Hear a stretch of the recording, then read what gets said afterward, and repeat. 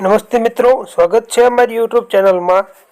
જો તમે અમારી ચેનલમાં નવા હોય તો જરૂરથી સબસ્ક્રાઇબ કરી નાખો, જેથી કરીને રોજે રોજના અને તાજા સમાચાર તમને મળી શકે। વાત કરીએ આજના સમાચારની તો પીએમ મોદીને બધાને કરશે સંદેશ। પ્રધાનમંત્રી નરેન્દ્ર મોદી શનિવારે અયોધ્યામાં મહર્ષિ વાલ્મીકીના એરપોર્ટ પર નવી ટ્રેન અને રેલવે સ્ટેશન સહિત અનેક નવી વિકાસ યોજનાઓનું ઉદ્ઘાટન કરશે। આ દરમિયાન તેમણે લોકોનો આગ્રહ કર્યો છે કે તેઓ 22 જાન્યુઆરીના રોજ અયોધ્યા ન આવે।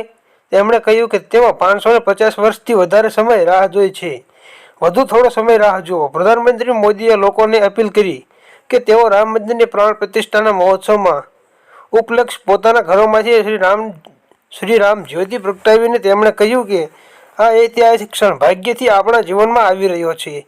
આ ક્ષણ પર તેઓ સૌ 140 કરોડ દેશવાસીઓ 22 જાન્યુઆરીએ પોતાના ઘરમાંથી શ્રી રામ જ્યોતિને પ્રગટાવીને દિવાળીની ઉજવણી કરો। એટલે કે તેઓએ મિત્રો આવવાની ના પાડી છે અયોધ્યા અત્યારે 22 જાન્યુઆરીના દિવસે। ત્યારબાદ જાણીએ તો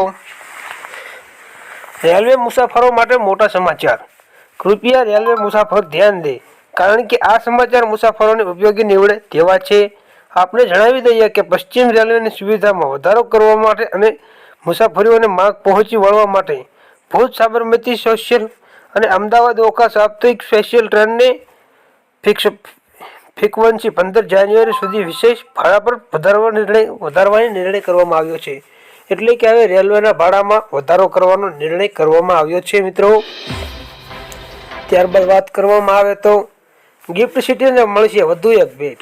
ગાંધીનગરમાં આવેલું ગિફ્ટ સિટી અત્યારે ચર્ચાનું કેન્દ્ર બન્યું છે। દારૂ પિરમટ બાદ ગિફ્ટ સિટીમાં વધુ એક મહત્વના સમાચાર સામે આવ્યા છે। આગામી એપ્રિલ મહિના સુધીમાં મોટેરા ગિફ્ટ સિટી અને સેક્ટર 1 મેટ્રો પ્રાયોગિક ધોરણે મેટ્રો શરૂ થાય તેવા પૂરેપૂરી સંભાવનાઓ સેવાઈ રહી છે।